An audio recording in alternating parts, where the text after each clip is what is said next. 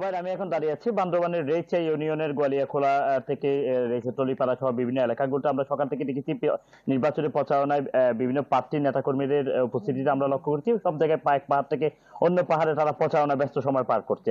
আমরা দেখেছি সকাল থেকেই সাসিংপুর জেরির নেতৃত্বে বান্দরবানের রেইচা ইউনিয়ন গোয়ালিয়াখোলা থেকে শুরু করে বিভিন্ন জায়গাগুলোতে নির্বাচনী প্রচারণা চলছে। অন্যদিকে সাসিংপুর জেরি বর্তমানে আলীকদমের সীমান্তবর্তী উপজেলায় তার নির্বাচনী প্রচারণা চালিয়ে যাচ্ছে বলে আমাদেরকে জানিয়েছে।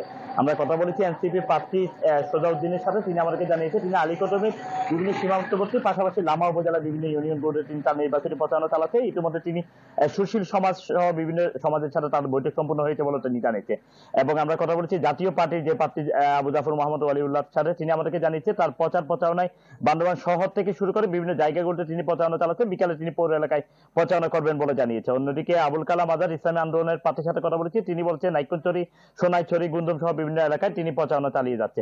তবে আমরা প্রার্থীদের সাথেও কথা বলেছি, স্থানীয় মানুষের সাথে কথা বলেছি। স্থানীয় মানুষরা আমাদেরকে যেটি বলছে, আগামীর যে 12 ফেব্রুয়ারি নির্বাচন, এই নির্বাচন তারা এমন একটা প্রার্থীকে নির্বাচিত করতে চায় যে প্রার্থী আগামী প্রজন্মের মানুষকে কর্মসংস্থান সৃষ্টি করবে, অর্থনীতিকে গুরুত্ব দিবে এবং মানুষের সুস্থ নিরাপত্তা দান করবে। পাশাপাশি আমরা কথা বলেছি রিটার্নিং কর্মকর্তার সাথে। রিটার্নিং কর্মকর্তা আমাদেরকে জানিয়েছে বান্দরবানের 7 উপজেলায় 34 ইউনিয়ন পৌরসভায় এই নির্বাচনের সার্বিক প্রস্তুতি তারা গ্রহণ করেছে। ইতিমধ্যে সকল প্রস্তুতি সম্পূর্ণ হয়েছে। আগামী 12 ফেব্রুয়ারি একটি অবাধ, সুষ্ঠু, নিরপেক্ষ নির্বাচন তারা উপহার দিতে পারবে। জুবাইর। ইয়াসিন, ধন্যবাদ আপনাকে। দর্শক, নির্বাচনী প্রচারণার খবর জানাতে বান্দরবান থেকে যুক্ত হয়েছিলেন সহকর্মী ইয়াসিনুল হাকিম। বিদেশ থেকে দেশে রেমিটেন্সের টাকা আসে নিরাপদে।